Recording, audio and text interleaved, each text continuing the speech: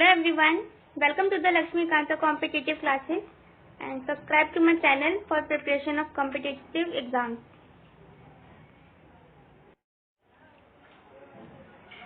So today I am going to start a series of modern history of India.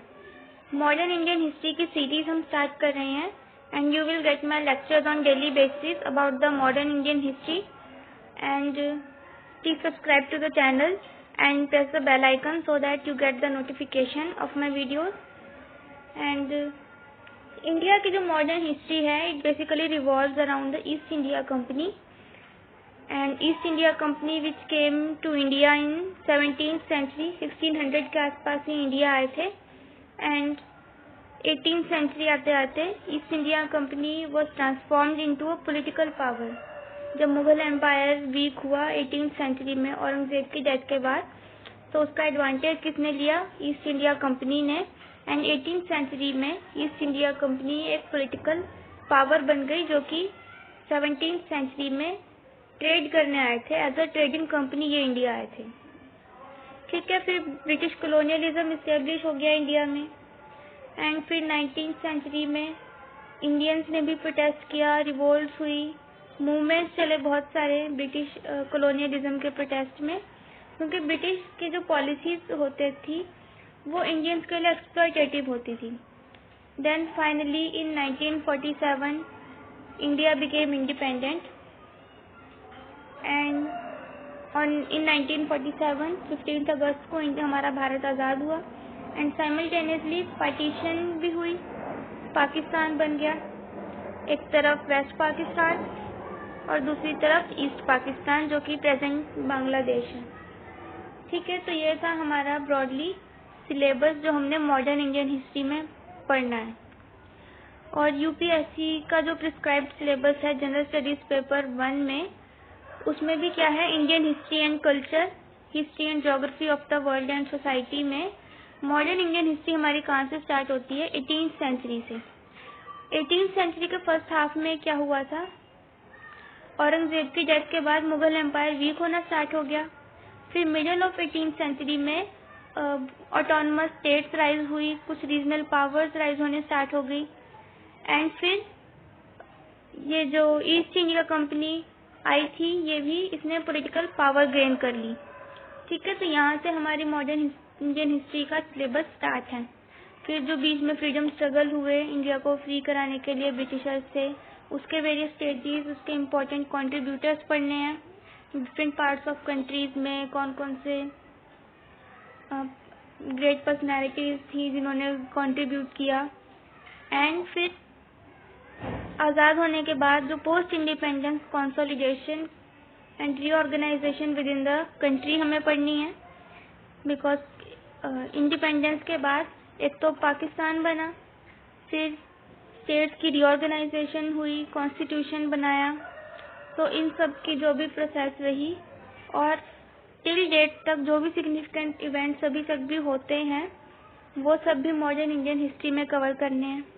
तो ये UPSC का syllabus है general studies paper 1 में जो आता है हिस्ट्री में. ठीक है, तो मॉडर्न इंडियन हिस्ट्री हमने अराइवल ऑफ यूरोपियन से स्टार्ट करनी है. और दो कि हमारा जो सिलेबस है वो 18th सेंचुरी से स्टार्ट है, लेकिन इसका बैकग्राउंड समझने के लिए हमने अराइवल ऑफ यूरोपियन से स्टार्ट करनी है modern Indian history. And European में भी सबसे पहले जो इंडिया आए थे वो थे पोर्चुगीज. पोर्चुगीज में Vasco da gamma was the first Portuguese who discovered a new sea route from Europe to India in 1498. तो 1498 में वास्को ड गामा जो कि एक पोर्चुगीज थे उन्होंने एक नया सी रूट डिस्कवर किया इंडिया आने के लिए फ्रॉम यूरोप टू इंडिया. और पोर्चुगीज यहाँ पे एक देश है स्पेन के पास यूरोप में, यहाँ से ये इंडिया आए थे अटलांटिक ओशन से होते हुए through Cape of Good Hope से इंडिया के कैलिकट में ये आए थे. एंड ये भी ट्रेड करने ही आए थे. पोर्चुगीज भी कोझिकोड में ये सबसे पहले आए थे केरला के. ठीक है, तो ये जो इन्होंने नया सी रूट डिस्कवर किया था उससे आए थे. And point to be noted, Vasco da gamma 1498 में आए थे। 1498 में ये इंडिया आए थे एंड इस टाइम तो अभी मिडिवल पीरियड का मिडल भी नहीं आया। मुगल्स भी 1526 में इंडिया आए थे when Babur defeated Ibrahim Lodi in first battle of Panipat. तो पानीपत की जो पहली लड़ाई हुई थी उसके बाद ही मुगल्स आए थे इंडिया में। सो इट मीन्स कि 1498 का ये जो टाइम है ये तो अभी मिडिवल पीरियड का मिडल भी नहीं है, मीन्स मिडिवल पीरियड ही चल रहा है। So I want to make it clear कि modern Indian history as such यहाँ से स्टार्ट नहीं होती। I am just explaining you the background to the modern history of India. Okay, तो वास्को ड गामा जब इंडिया आए और उन्होंने ये जो नया सी रूट डिस्कवर किया तो इसमें ये अफ्रीका के भी अराउंड सारे में घूम के उन्होंने एक बहुत ही लंबा रूट फॉलो किया। तो इतना लंबा रूट फॉलो करने की, इतने लंबे रास्ते से उनको इंडिया आने की क्या ज़रूरत थी? एंड फर्स्टली उनको इंडिया आने की ही क्या ज़रूरत थी? Why did Europeans came India? ठीक है, तो ये समझने के लिए we need to understand the social economic conditions and changes that were taking place in Europe 14th century onward. 14th century में या 14th सेंचुरी के बाद जो यूरोप में चेंजेस हो रहे थे या वहाँ की जो सोशल इकोनॉमिक कंडीशंस थी वो पहले समझनी पड़ेगी कि यूरोपियंस इंडिया आए क्यों थे, ये जानने के लिए।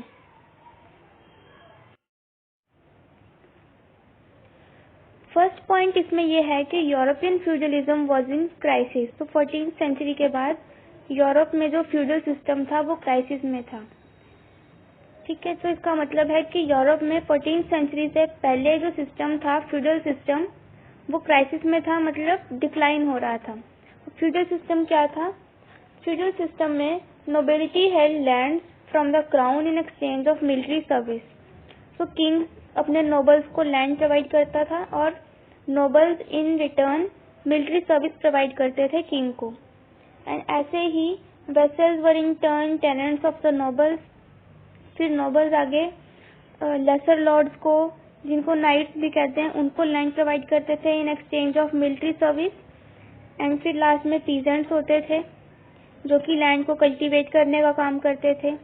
तो इस सिस्टम में उनकी economy and society primarily land based थी, या कह सकते हैं कि एग्रीकल्चर पे बेस्ड थी।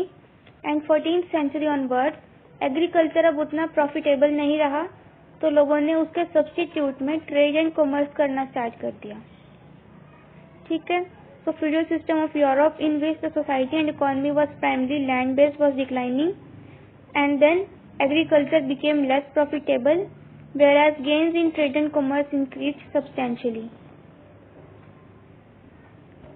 And second point है Renaissance and Reformation. Renaissance ये जो पीरियड है ये great social and cultural change का टाइम था जो कि इटली से स्टार्ट हुआ और फिर it spread across the whole Europe, and it was a period characterised by innovation, imagination and creativity, and most notable features of this period can be experienced in the fields of art and architecture, literature, philosophy and science. तो ये जो renaissance का time था इसमें Orthodox beliefs को ना मान के लोगों ने क्वेश्चन करना स्टार्ट कर दिया एंड रीजंस ढूंढने शुरू किए that why things happen. They now don't believe in the sayings of church, and Renaissance had generated a great spirit of adventure and inquiry among the people of Western Europe.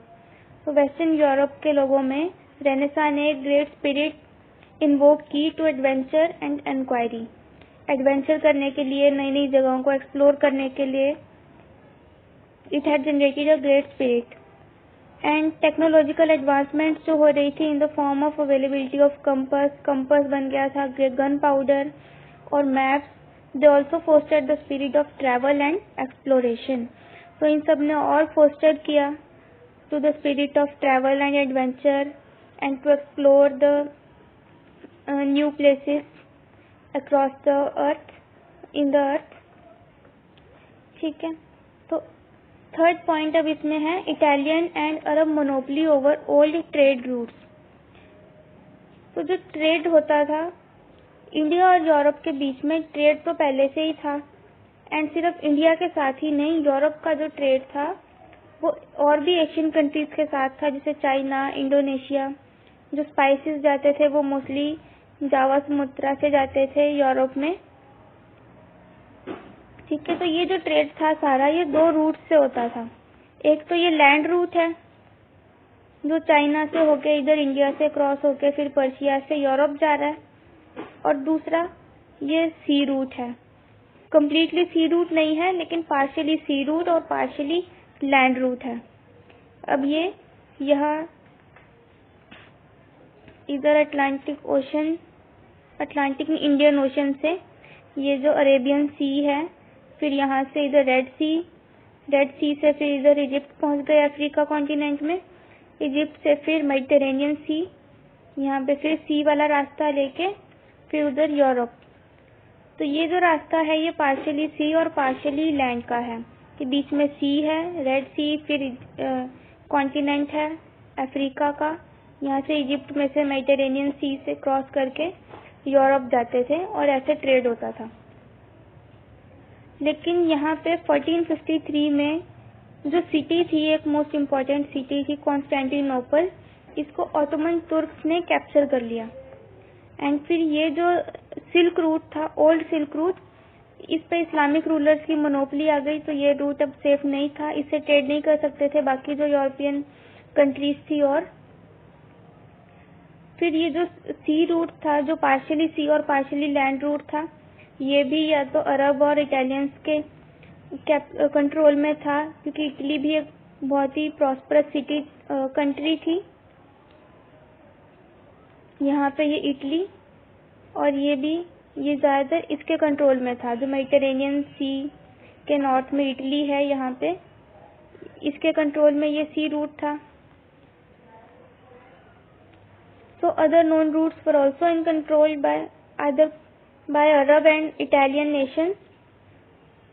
So they refused to share them with emerging European nations. तो बाकी जो countries थी इन्होंने उनको refuse कर दिया। So in such circumstances, Western European states, particularly Portugal and Spain, were keen to search for new routes to India and Spice Islands of Indonesia. तो अब इन सर्कमस्टांसिस में जो वेस्टर्न यूरोपियन स्टेट्स थी, पर्टिकुलरली पोर्चुगल एंड स्पेन, तो Portugal यहाँ पे ये देश है और ये दूसरा देश है स्पेन। तो इन दोनों देशों को भी एक नया रास्ता चाहिए था इंडिया के साथ और इंडोनेशिया के साथ ट्रेड करने के लिए, क्योंकि ये ना तो ये वाला ये जो सी रूट है इसको फॉलो कर सकते थे और ना ही वो कॉन्स्टेंटिनोपल वाला। तो इनके जो किंग थे, जैसे पोर्चुगल जो कंट्री है यहाँ का किंग था प्रिंस हेनरी द नेविगेटर, और स्पेन की क्वीन थी क्वीन इसाबेला। इन्होंने अपने अपने लोगों को क्या कहते हैं,